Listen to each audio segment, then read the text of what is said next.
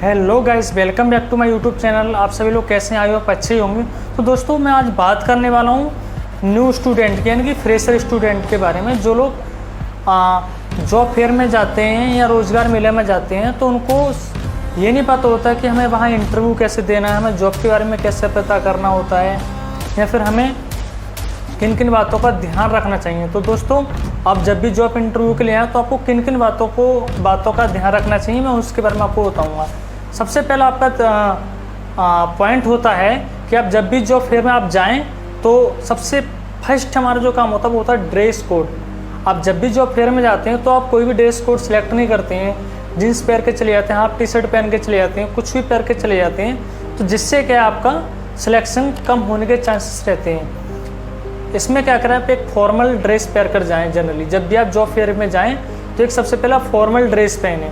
Second हमारा काम होता है कि हमारे साथ अगर डॉक्यूमेंट्स नहीं है तो एक अच्छा रिज्यूम होना बहुत ज़रूरी होता है। आप जब भी इंटरव्यू के लिए जा रहे हैं, जॉब फेयर में जा रहे हैं, तो आपके साथ कम से कम 2 से 3 कॉपी किसकी, रिज्यूम की होनी ज़रूरी होती हैं। और वो रिज्यूम क्या अच्छी तरीके से बना हुआ होना चाहिए। ऐसा नहीं कि कुछ भी उसमें फर्जी बातें लिख दो या फिर इधर उधर की बातें लिख दो। आप अच्छे तरीके से रिज्यूम बना होना चाहिए। तीसरा हमारा मेन पॉइंट होता है कि हम ने जो रिज्यूम है हमारे पास उसको अच्छे से पढ़ लें, यानी कि जो हमारे पास रिज्यूम है उसको अच्छे से रीड करें, अच्छे से उसको पढ़ें। अगला पॉइंट हमारा होता है जहाँ तक हमने स्टडी की है, जैसे हमने 12th तक स्टडी की तो हमें 12th के बारे में अच्छे से नॉलेज होना चाहिए। हमने ITI की है तो ITI के बारे में अच्छे से नॉलेज होना चाहिए। आज के टाइम में मैंने बहुत सारे जॉब फेयर में जाता हूँ या बहुत सारे रोज़गार मेले में जाता हूँ, तो वहाँ पर अधिकतर स्टूडेंट जो ITI करे हुए होते हैं उनको ITI का फुल फॉर्म नहीं पता। जो लोग BTech करे हुए होते हैं उन्हें BTech का फुल फॉर्म नहीं पता। जो लोग BA करे हुए होते हैं उन्हें BA का फुल फॉर्म नहीं पता। तो ये सबसे ज़्यादा समस्याएं होती हैं। आप जो स्टडी कर रहे हैं उसके बारे में आपको प्रॉपर वे में तो पता होना चाहिए। जैसे जो स्टूडेंट ITI कर रहे हैं तो ITI के बारे में आपको अच्छे से नॉलेज होना चाहिए कि आपने ITI किस ट्रेड से की है, उस ट्रेड में आपके पास कौन कौन से सब्जेक्ट था, आपने ITI का फुल फॉर्म क्या, ये तो आपको अच्छे से नॉलेज होना चाहिए। दोस्तों, आपने जब भी जॉब फेयर में या रोज़गार मेले में जाते हैं तो आप क्या करें, सबसे पहले जैसे आपकी ITI इलेक्ट्रीशियन से है तो आप क्या करें कि आप पहले सर्च करें कि वहाँ पर कोई इलेक्ट्रीशियन कंपनी आई है या नहीं। तो आप जब भी आपकी इलेक्ट्रीशियन से ITI है तो आप क्या करेंगे कि इलेक्ट्रीशियन की जॉब कंपनी को सर्च करें कि वहाँ पर इलेक्ट्रीशियन की पोस्ट खाली है या इलेक्ट्रीशियन के लिए हायरिंग कर रही है। तो आप उसी कंपनी में इंटरव्यू दें जिस ट्रेड से आपने ITI किया हुआ है या BTech करा हुआ है या डिप्लोमा किया हुआ, पॉलिटेक्निक किया हुआ, कुछ भी किया हो, आप जिस भी ट्रेड से हैं उसी ट्रेड की कंपनी में आप इंटरव्यू दें। इसका सबसे बड़ा बेनिफिट ये होता है कि आपने जिस ट्रेड से आपने स्टडी की है, आपने डिप्लोमा वगैरह जो भी स्टडी की है और आप उसी ट्रेड की कंपनी में जाते हैं तो सबसे बड़ा बेनिफिट ये होता है कि आपकी स्टडी और एक्सपीरियंस दोनों सेम हो जाता है। और अगर दोनों स्टडी और एक्सपीरियंस एक ही फील्ड का होता है तो आपको आगे क्या है, ग्रोथ होने के चांसेस ज़्यादा रहते हैं और आपके प्रमोशन बहुत जल्दी हो जाते हैं और आपकी सैलरी भी जल्दी इंक्रीज हो जाती है। क्यों? क्योंकि आपके पास एक्सपीरियंस भी उसी फील्ड का है और स्टडी जो है वो भी एक ही फील्ड की है। उसके बाद आपने कंपनी सेलेक्ट कर ली। कंपनी सेलेक्ट करने के बाद क्या आप उस कंपनी का क्या है, जॉब डिस्क्रिप्शन जरूर पढ़ें, यानी कि JD जरूर पढ़ें कंपनी का। क्यों? क्योंकि JD के अंदर कंपनी का नाम, कंपनी कहाँ की है, क्या लोकेशन है कंपनी की, जॉब की किस प्रोफाइल के लिए हायरिंग कर रही है, क्या कंपनी सैलरी दे रही है, क्या कंपनी का ओवर टाइम है, क्या कंपनी की फैसिलिटी है, क्या कंपनी में कैंटीन वगैरह है, बस वगैरह है, PG वगैरह है। इन सभी को आप अच्छे से क्या है JD के अंदर देख सकते हो। तो JD अच्छे से पढ़ लो।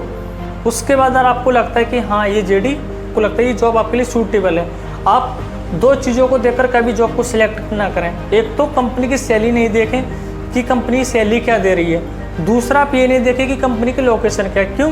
क्योंकि अगर आपने मान के चलो आपने अपनी नियर बाई जॉब देख ली और वो आपके ट्रेड से रिलेटेड है, आपने 2 साल जॉब कर ली तो आपका एक्सपीरियंस वो बेकार है। क्यों? क्योंकि आपके पास जो स्टडी है वो अदर फील्ड की, एक्सपीरियंस आपको अदर फील्ड का, तो यहाँ पर क्या मिसमैच हो जाता है, इंटरव्यू चकड़ा जाता है। जब आपका इंटरव्यू लेता है, CV देखता है कि आपने एक्सपीरियंस किसी फील्ड का और स्टडी किसी फील्ड की, तो ये मैचिंग नहीं होती आपकी। तो इसलिए क्या है, आप उसी फील्ड की कंपनी पकड़ें, उसी फील्ड में आप जॉब करें जिस फील्ड में आपने क्या स्टडी की है।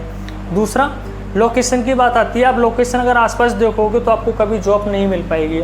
लोकली आपको कभी भी जॉब नहीं मिल पाएगी। क्यों? क्योंकि आपको घर से बाहर निकलना है, तभी आपको एक अच्छी जॉब मिल सकती है, अच्छी लोकेशन पर जॉब मिल सकती है। अगला हमारा मेन पॉइंट होता है, हमने ये सब चीज़ ट्राई करने के बाद हमारा आता है कि आखिर हम जॉब के लिए इंटरव्यू कैसे दें।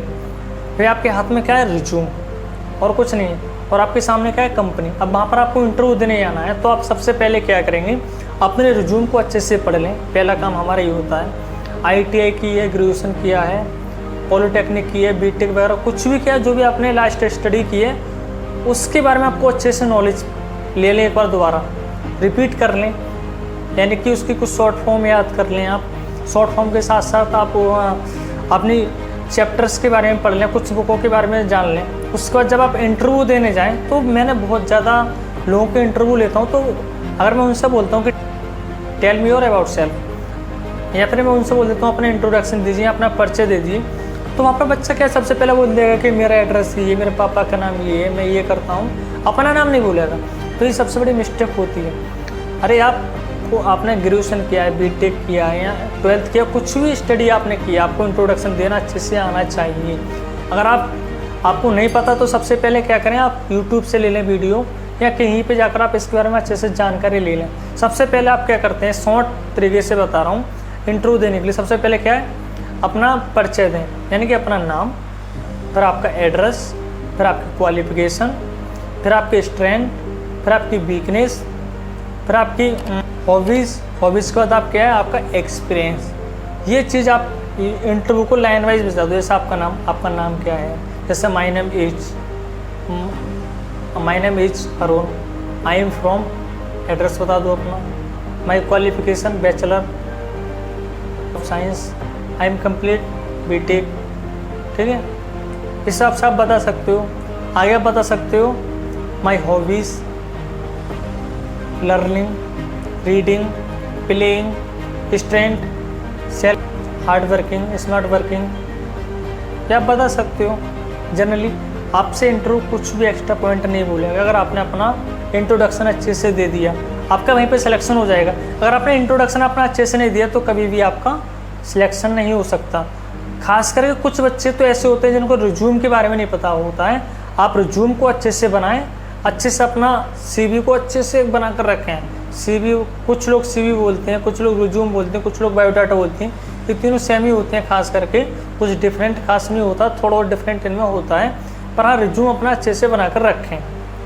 आगे आपको इसमें कुछ भी आपको अदर जानकारी चाहिए इससे जॉब से रिलेटेड, या फिर आपको किसी नए टॉपिक पर वीडियो चाहिए, तो मेरे आप कमेंट सेक्शन में बता सकते हैं। आपको कोई जॉब से रिलेटेड आपको कोई भी जानकारी चाहिए, आप मेरे को कमेंट सेक्शन में ज़रूर बताएं। मैं आपको जल्द से जल्द उस चीज़ के निवाड़ दूँगा। Thank you. जय हिंद।